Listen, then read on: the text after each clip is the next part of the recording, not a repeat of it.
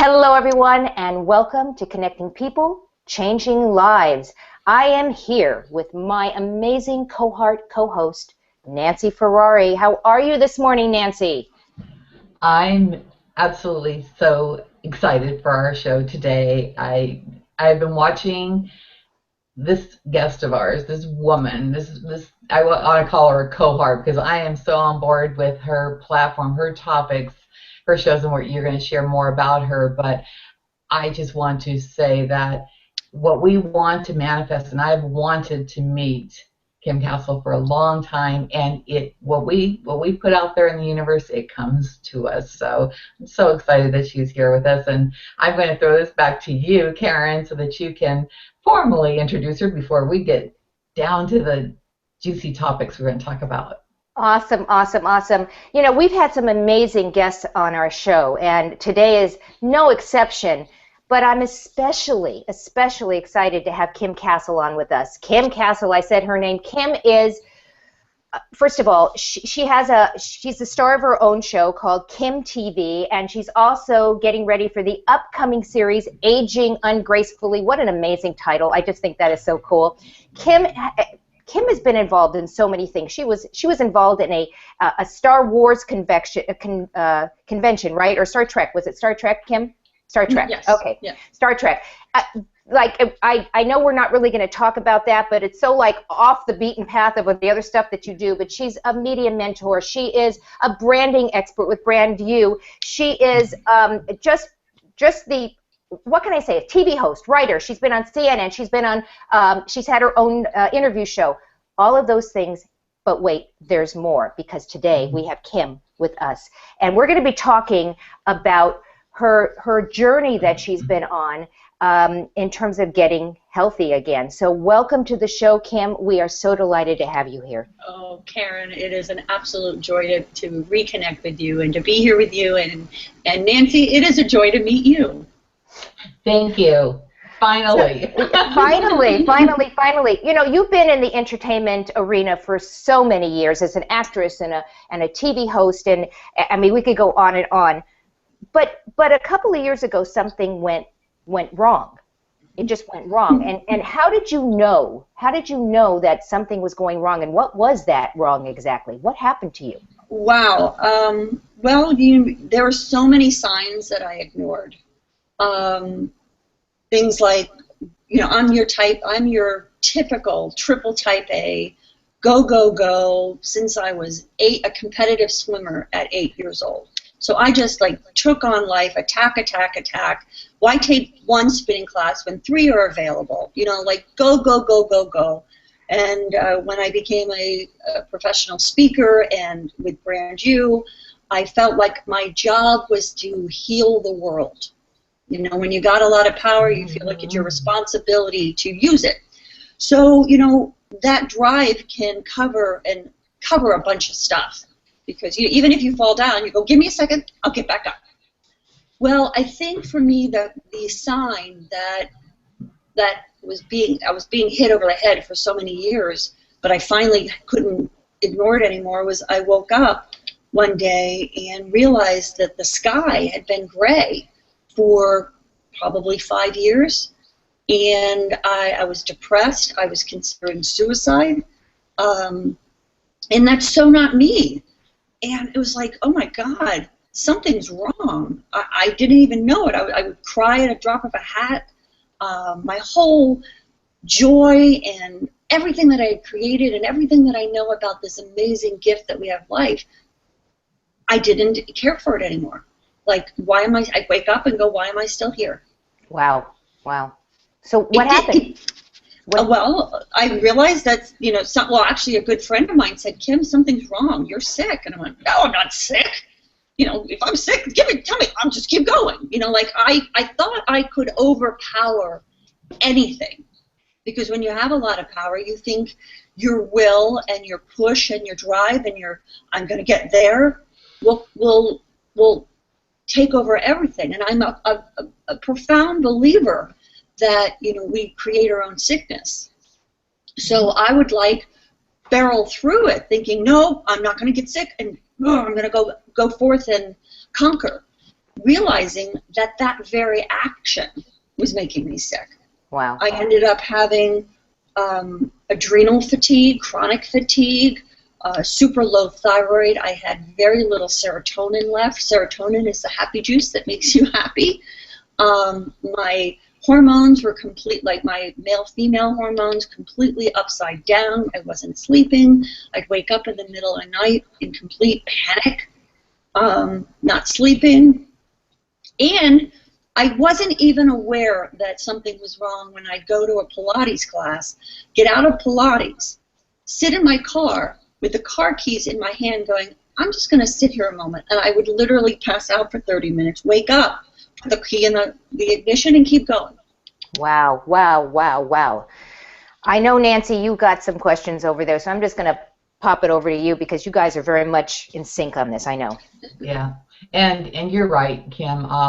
Us type A personalities, in I know my upbringing, you push through everything, and you know, when I was in the really busy part of my life, you're raising 3 kids, working, being everything for everybody, but then it was when you have that wow, something's wrong. Why am I waking up at 1 a.m.?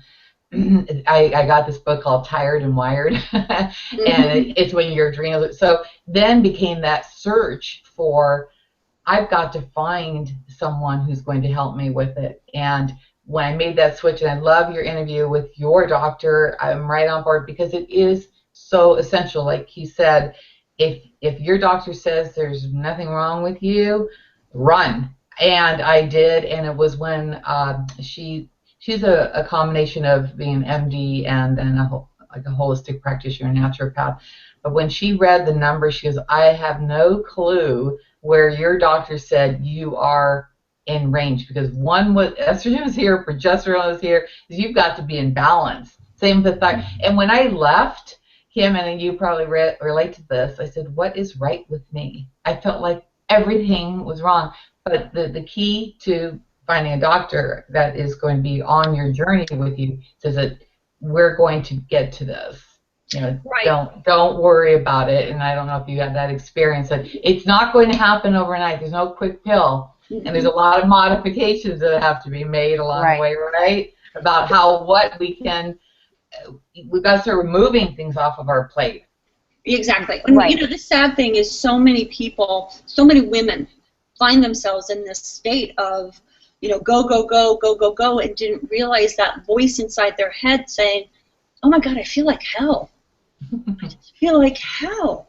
But there's that other drive voice that said, pick yourself up, keep going, keep going. You know, you have a responsibility to the world, to your family, and most importantly, to yourself. You're not going to let yourself like fall under. And the sad thing is, most doctors do not know what is optimal. The whole medicine field is governed by that curve of that range of what they think is normal. Well, that's a false promise or premise, because most people are not optimal. So you're being measured in that range of like, oh, you're still in range, by things that aren't optimal. Yeah, so that's crazy.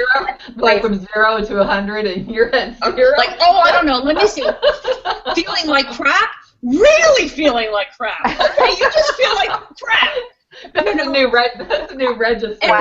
And my whole, as you mentioned, Caren, my whole series, Aging Ungracefully, is all about the journey that I went through to wake up and go, oh my God, I'm killing myself. We're killing ourselves, especially as women. Right. So Aging Ungracefully is actually it's a reality series, kind of with the tone of Modern Family, where it's you go on the journey with me to find out what's wrong and work with a doctor to go, oh my God, that's what's wrong with me, and the steps I took to get well. Right, and you know, I've been obviously watching your YouTube videos, your YouTube television channel for quite a while now. In fact, we worked a little bit together as you started. And if you haven't watched any of Kim's YouTube videos on kimTV, and we'll put the actual link to your YouTube videos in the run sheets. They are freaking hysterical. You are well, that's you're so funny. Even when you're talking about serious subjects, you are so funny. I mean, you do segments on cooking, and you're literally in the kitchen cooking, and your outtakes. Tell us a little bit about the whole production aspect of this, because, you know, we're doing a television show right now, but this is very much off the cuff. What you see is what you get, and that's how we push it out. You are a seasoned professional, and your YouTube videos show your professionalism. So tell us a little bit about the back end of when you do these shows and how you pick your topics and your subjects, specifically aging ungracefully and topics about your health. Well, first and foremost, when I made the switch, when I left Brand You, and when I left that whole world that I had created this, you know, decade-long professional platform. I literally walked away from a successful business because I went, oh my God, it's killing me. And I had to really make a decision to put my well-being and my happiness as my #1 priorities. So when actually you were there at the beginning when I said, I'm going to do this, I was still so deep in the hole. I just knew something was wrong, and I kind of healed in front of the camera. You know, I kind of healed between kimTV, which is the YouTube channel, Aging Ungracefully, the reality series, and I have another series, a subscription series called Naked Kim, where I literally share the whole process that I'm going through, from going from this brand expert to creating a brand, and all of the highs, the lows, the uh-ohs in between. And, you know, that's not your normal thing to heal and do 3 shows at once. But with kimTV, I knew I needed to be on YouTube. I knew that, you know, the whole notion of media is I think every business needs to have a media component to it now, whether it's video, podcasting, publishing, or really all 3. Yeah, you're preaching to the choir here. You're preaching to the choir. Yeah. kimTV was for me a way to get back up on my feet as a performer. It'd been probably 12 years since I had really done, you know, the hosting or performing or comedy. Even though I was a speaker, it wasn't the same. So I really used kimTV to get my, almost like, oh yeah, my arm works like this again, you know, going back to the gym. Yet at the same time, as you know, I did have a professional skill set behind me. So so I knew everything that I spoke about needed to have health and well-being, because that was my #1 priority. So basically, I discovered this brand, this thing that was being birthed inside of me in front of the camera. So some days I'd go, I don't know what we're going to talk about. And I would go, well, okay, I put something in front of me and go, well, let's talk about losing my hair, because hell, I'm losing my hair. How do I find out how to get, I come to it from an angle of, I need to know this. And if I need to know this as a recovering type A, other women need to know this too. So I really put myself in the shoes of you. You know, like, what do you need to know? It's not like, what do I think? It's, what do I know that I need? I'm sure other people need it too. So we would, I do research. I pick a topic. I do research. I'd approach it as if it was a network television show. So I would think of it in segments. I do a monologue. I do man-on-the-street interviews. I'd interview an expert. So I'd go through that whole arc. Even though it was on YouTube, I would approach it like it was a TV show. So I'd research, we do a table read, we'd adjust the script, put it in teleprompter, film it, I'd edit it. You know, it took a whole 40 hours to do 1 episode. I'm totally laughing here because that's just like what we do, not.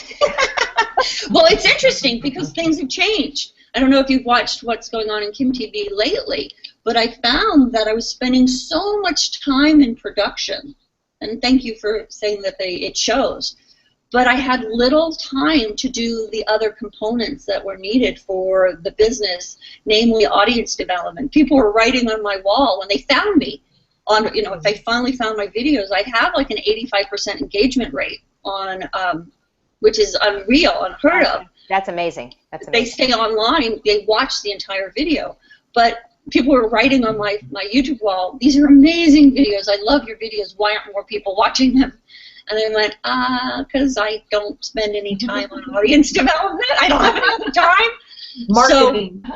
So we've switched it where now, in fact, you see a camera behind me, I'm getting ready to shoot today. I come up on Thursday mornings. My day is posting on Thursday. I go through my Google alerts on my topics. I look at what's trending, and I come up with what I'm saying that day, and then I film it, I post it, I edit it, and send it all in a matter of hours. So now I love that. That's awesome. I'm giving you a high five for that. That's great. That's great.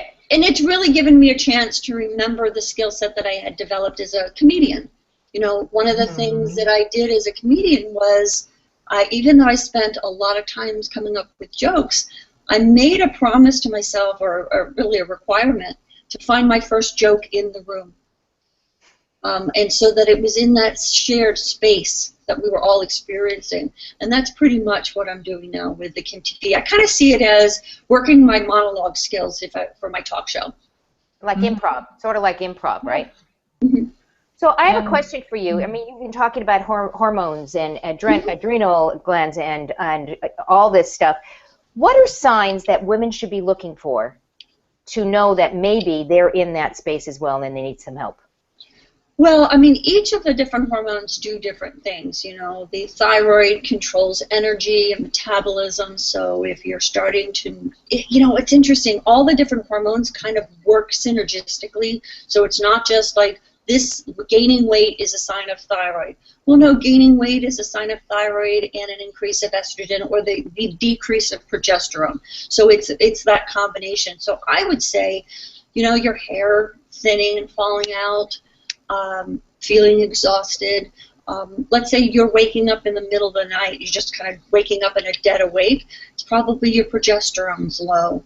I think, or if you're just feeling fatigued, like I would wake up, get dressed to work out like I've always done my whole life, and literally would put my sneakers on and sit down and sob and cry going, I can't work out. Like, I'm all ready to go and I can't do it. So I'd say the biggest sign is you're not enjoying your life. That don't wait until you feel like crap. Just listen to that little voice of going, because we think it, and it's this sense of, wow, this is so not fun. I'm not enjoying this experience. Those little subtle whispers. Is this all worth it? Like those little thoughts that kind of whisk through your head like a butterfly. Right. Those are the things. Those are the subtle signs that I wish I had paid attention to probably 15 years ago. 15 years before I was in the hole. We don't realize that our hormones start changing in our early 30s, early to mid 30s, and it takes 10, 15 years for it to really affect major change in your body. And by that time, we're so in the hole that some damage has been done. In fact, my adrenals were so trashed that my doctor said, you know, you just need to be prepared that you won't be able to heal them completely. And as you said, Nancy, it took a good solid almost a year, 9 months to a year for me, and it was an up and a down, and up and a down, and when I'd start to feel good, I'd start going, and then it would hit me worse.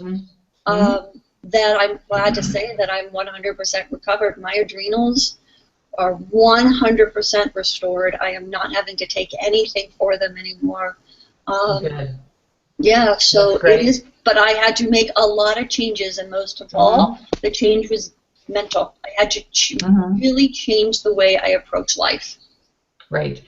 For me, it was the shift or that awareness of going from chronic illness to chronic wellness. That's why I was so focused on one of your shows. You're talking about clean living and what that means. I'm ditching that word medicine because it's got just this empowering feeling to it. But I was talking to someone, they said, wow, you're just looking so much better. And I said, well, I've just incorporated a clean way of eating and clean living, and no one can argue with that. It's not a diet, it's a shift. and when I started seeing some signs coming up again. And I also wanted to talk to you about what I know for sure, like I research, is that we are receiving way too much estrogen from foods we eat, from plastic bottles, the water bottles, and what I have heard and seen is that women are experiencing this even in their 20s, far earlier, and doctors say, oh, it's because you've got a child, oh, it's because of this, it's because of that. Listen to your body, right? Find someone who will do the appropriate testing. That's what's so important. And well, I think it's not only the estrogen. It's not only the estrogen in our foods, it's estrogen in our environment. Mm-hmm. Also, the chronic stress that we are under as a culture. And we don't even identify. Like for me, I never identified that I was stressed at all. Mm-hmm. At all. Yet I was making it on top of having this constant connection through our phone, through the internet, social media.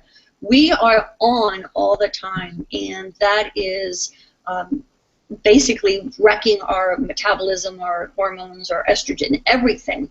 I would think what would go on in my head is I'd say, I'm not stressed out. I need space. In my brain, the word was, I just need some space. I just need some space. In fact, there's an interview, the pain of sitting still, that on kimTV, kimcastle.tv, you can find the YouTube channel. I did a 3-part series on the pain of sitting still, and the final one was talking to somebody about that and going, how do we notice when we're stressed? And we think stress is when we've just hit that edge of I can't take it anymore. Really, stress was probably 50% earlier. Mm-hmm. Right. It has a delayed reaction. I just talked to a friend about that they may not happen right at the time when you're dealing with a high stress situation, but maybe days later. And that's your body talks to you. You've got to listen. And absolutely. I know that it is your body. I actually had a great conversation with a new doctor, and the tables turned for me. I'm telling her what's going on with me, and I don't have to accept everything, but it was a great conversation. And when you can get into that space and not just go, okay. Tell me what to do. I have a friend who, honest to God, she went to too many specialists who monkeyed around with her thyroid so many times that I haven't been in touch with her lately, but it was really unfortunate. She was like you, she's a really vibrant, beautiful woman. But then when I would hear that she just couldn't even function, I'm like, what? Yeah. Right. Well, we've been taught to turn our power over to a doctor because they know something more than we don't. We know. The interesting thing that I've learned through this whole experience of aging ungracefully, and you see the tables turn. You see in the beginning of the series, I'm like a blob, like I can't function. Tell me what to do. All the way through to the tables turning, where I am indeed giving things back to the doctor. I'm not going to take this. This is what I'm actually guiding the doctor. I'm going through my test going, we didn't talk about this. What is this? You see the tables turn. Right. And the challenge with that is we have been groomed, in a sense, or bred to put our powers over to a doctor. Well, realize that most doctors are actually practicing about 17 years behind what we know today. Exactly, and one of the things, my husband is a doctor, a psychiatrist, and one of the things he talks about is medicine is an art, not a science, and that you really need to completely know the total embodiment of the person that you're working with to make sure that you're doing what you need to do. And I want to stay on the hormone thing a little bit because we were talking about this before the show started. Nancy mentioned that there is a topic trending right now, and Nancy, why don't you throw it out because Kim had a great response. It just came across my line of vision this morning, because it's an article in Huffington Post. Cheryl Rios, who's a CEO in Texas, said that women should not be president. It's following the Hillary Clinton news that they should not be president because of their hormones. And then I went, there's that thing, the curiosity factor. Then I clicked on something to find out that there's 22 female leaders throughout our globe. And I'm just curious to hear your response to that. I mean, I thought that was pretty out there on her part. There's multiple parts to my answer for that. I would say that a woman has the incredible gifts to be a president because she is a woman by our very nature is more built from a holistic understanding the whole. That's right. The benefit that we get from estrogen is that bond between us, understanding the reactions. It's just how we are biologically designed. A man, because of estrogen, is the single-focused, pushed past the boundaries, but they don't think about the ramifications. They are just not biologically designed. It's why a man could walk in a room and step over a pair of socks looking for his keys because he didn't even see the socks. It's biological. It's not his fault. So when you go back big tip, women. When you're sitting and watching TV with your guy and he's not paying attention to you, it has nothing to do with you. He literally can't watch TV and pay attention to you at the same time. Now, mind you, going back to the question about should a woman be president, because of her innate ability to care about people and the whole.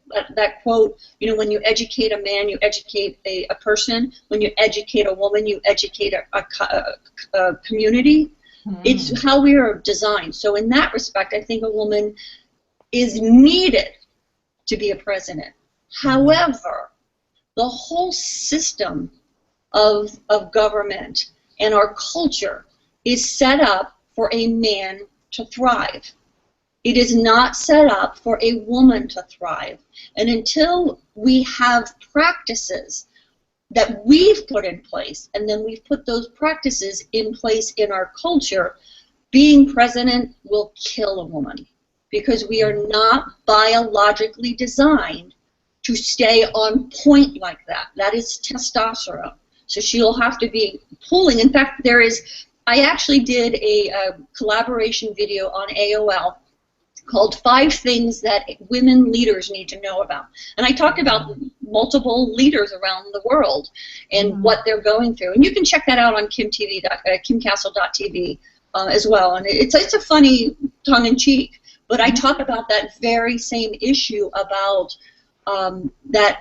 what it takes to be president is at odds with our biology. I think it's at odds with everyone's biology. I cannot even imagine the enormity of that. And right now, I wish I had printed out. Marianne Williamson had sent out a post to Hillary Clinton. Oh, I saw it. She goes, I won't vote for you. But she did, but Marianne did it very much from a political standpoint, not care for her. I mean, I'd look at thyroid as I became aware of the signs of thyroid dysfunction. I would look at Hillary and went, oh my God, and Oprah and people like that going, oh my God, don't they see what's wrong with them? Like I can see it now.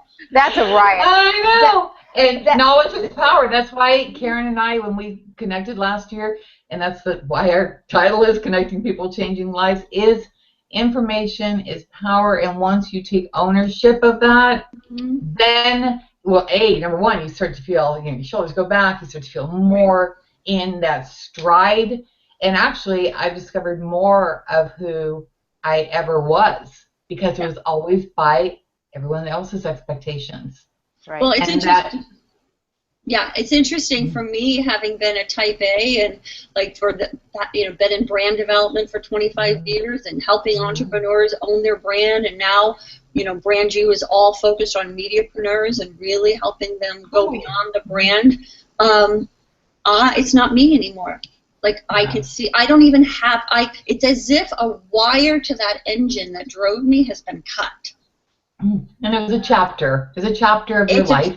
And it evolved. It was a long chapter, and it is a daily practice. It is part of almost like a spiritual practice to wake up every day and to put myself first and to derive my sense of well-being and my happiness from like a deep place within that is so not connected to anything that I accomplish, anybody I help, anybody I make laugh. That's extra. And when I live from that place, life is, I wake up, I'm delirious. It almost, I feel like sometimes I felt like I went crazy. Like I wake up, I'm like, am I crazy? Am I in a sane asylum? Because the same shit is going on around me. But I have no attachment to it. Right, you have created that space for you that it's there, but you're here. I float like a butterfly. Yeah. I float like a butterfly. I literally went through a transformation, and I believe that women are on this planet like flowers. And it is not passive. It is very active.